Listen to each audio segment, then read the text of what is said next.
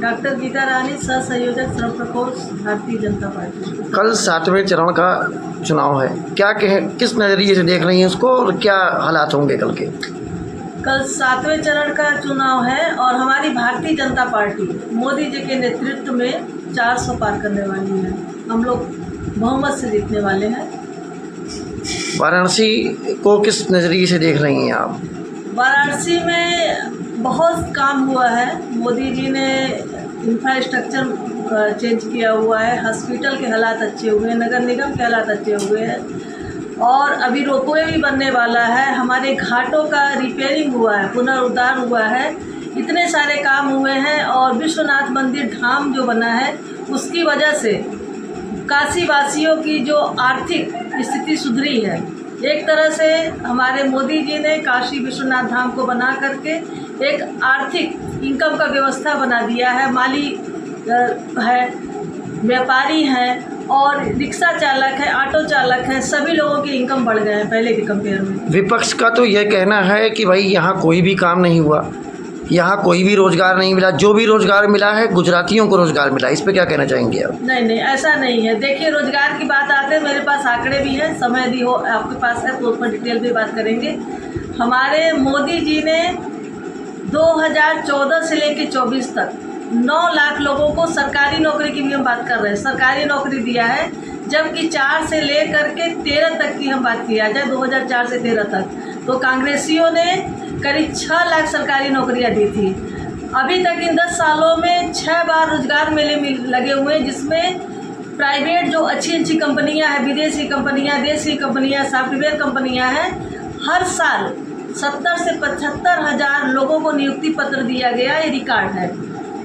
तो करीब 4.5 लाख आपको प्राइवेट नौकरी दिया गया। हमारे मोदी जी स्वरोजगार को बढ़ावा देते हैं। आप भी जानते हैं, हम भी जानते हैं, देश की आर्थिक स्थिति तभी बढ़ेगा जब स्वरोजगार बढ़ेगा और स्वरोजगार को बढ़ाने की वजह से 2014 से पहले की बात किया जाए तो देश में केवल 350 स्टार्टअप थे, आज के समय 1 लाख स्टार्टअप है। तो कहीं रोजगार की कमी नहीं है। स्वरोजगार को बढ़ावा दिया जा रहा है और उसके लिए ऋण दिया जा रहा है और नौकरियां भी लगातार दी जा रही हैं। विपक्ष का तो ये भी कहना है कि इस बार सरकार कांग्रेस की बन रही है, मोदी जी झोला लेके जा रहे हैं, वापस हो रहे हैं। देखिए, अब उन लोगों का ये ऐसा परसेप्शन है, लेकिन वो गलत है। मोदी जी ही आ रहे हैं और ये 100% हम कॉन्फिडेंस के साथ कह रहे हैं। हम लोग 400 पार भी कर रहे हैं। पटना से आगे पाटलिपुत्र में जब मोदी जी अपनी स्पीच दे रहे थे तो उन्होंने कांग्रेस के प्रति एक शब्द यूज़ किया कि कांग्रेस मुजरा कर रही। इस पे क्या कहना चाहेंगे आप? देखिए, ये मोदी जी ने कह दिया है, कभी कभी हो जाता है, ऐसे शब्द निकल जाते हैं और ऐसे शब्द के लिए हम तो बहुत छोटे कार्यकर्ता हैं, हम माफ़ी मांगते हैं भारत की जनता से और पाटलिपुत्र जनता। विपक्ष ने तो ये भी कहा है कि मोदी जी जो है इस बार चुनाव के बाद फिर अपना झोला बिस्तर लेके फिर से यहाँ से चले जाएंगे गुजरात और इस समय वो पूजा पाठ करने के लिए कन्याकुमारी में बैठ गए हैं। इस पे क्या कहेंगे? नहीं, ऐसा नहीं है। देखिए, हमारे देश की सनातन संस्कृति की परंपरा रही है, जब भी हम लोग विजय के लिए जाते हैं, पहले भी हम लोग जब विजय के लिए जाते थे, हमारे रामचंद्र जी भी जब लंका पे चढ़ाई करना था तो उन्होंने भी 9 दिन का शक्ति माँ देवी का आराधना किया था, पूजा किया था।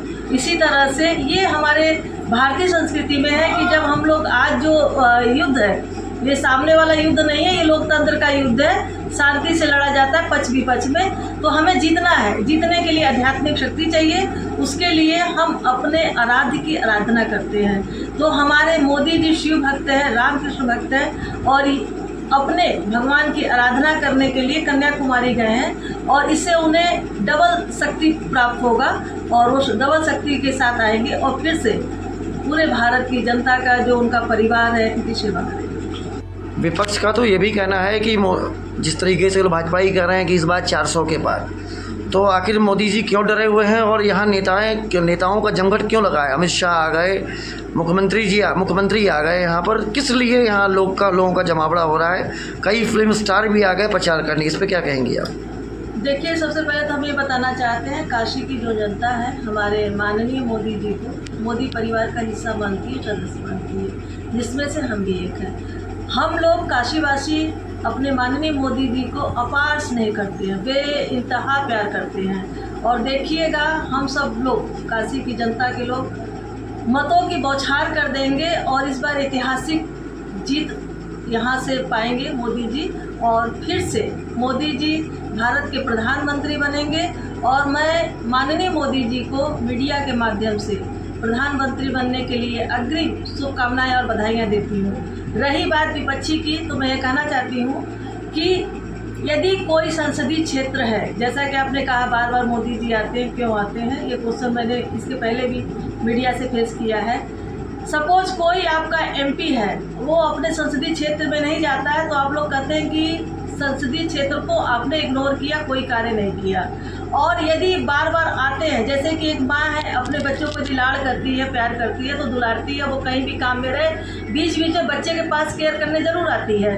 तो हमारे माननीय मोदी जी भी हम लोग के गार्जियन हैं। हम लोग किस हाल में है, किस परिस्थिति में है, हम लोगों के हालात देखने के लिए, हम लोगों की शुभकामनाओं के लिए, हम लोग के दुख सुख में बार बार आते रहते हैं। ये अच्छी साइन है, हम लोगों के लिए बहुत ही प्यार की बात है कि मोदी जी हम लोगों के लिए आते हैं बनारस में। कल 7वें चरण का चुनाव है, क्या कहना चाहेंगे इसको लेकर? 7वें चरण के चुनाव में रिकॉर्ड वोट मिलने वाले हैं। आप ये हमारा परसेप्शन है और ये होगा भी। कल आप देखिएगा, हम लोग धूप नहीं देखेंगे, हम लोगों ने हीट नहीं देखेंगे, परेशानियां नहीं देखेंगे।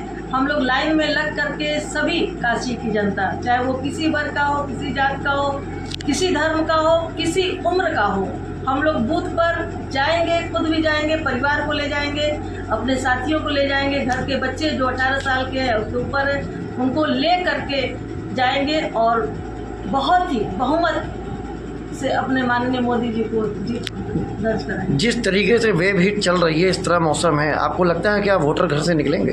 हाँ, एकदम निकलेंगे, क्योंकि देखिए मैं प्रोफेशनल से एक असिस्टेंट प्रोफेसर हूँ हरिचंद डिग्री कॉलेज में। मेरे कॉलेज में भी मैंने देखा है बहुत अच्छी व्यवस्था कर दिया गया है, बूथ वहाँ निर्माण हो गया है। करीब 1 हफ्ता पहले से ही छाजन लग गया है, वो भी बहुत चौड़े चौड़े, हमको लग रहा है 10 से 15 फीट चौड़ा छाजन लग गया है। और उसके नीचे मैंने देखा भी एक प्रैक्टिस करने के लिए 10 मिनट तक खड़े होकर के, तो हीट कम लग रहा था, हवा ज़्यादा लग रहा था, तो हमें नहीं लगता कोई दिक्कत होगा। और थोड़ी बहुत दिक्कत होगा तो हम लोग मोदी जी के लिए थोड़ी बहुत तकलीफ झेलने के लिए तैयार है, क्योंकि जो राष्ट्र हित की बात सोचता है, जो राष्ट्र को सशक्त करने की बात करता है, जो हमारे सैनिक को सशक्त कर रहा है, जो सनातन को सशक्त कर रहा है, जो हमारे पुराने धरोहर को पुनर्जीवित कर रहा है, हमारे संस्कृति सभ्यता को पुनर्जीवित कर रहा है, संरक्षित कर रहा है, ऐसे हम माननीय प्रधानमंत्री मोदी जी को दोबारा भारत का प्रधानमंत्री बनते हुए देखना चाहते हैं। इसलिए चाहे जितनी भी तकलीफ हो, हम लोग बूथ तक अवश्य जाएंगे और हम लोग लगातार लगे हुए हैं आम जनता को समझाने के लिए। आम जनता तैयार है, सभी लोग बूथ तक जाएंगे और माननीय मोदी जी को वोट जरूर करेंगे।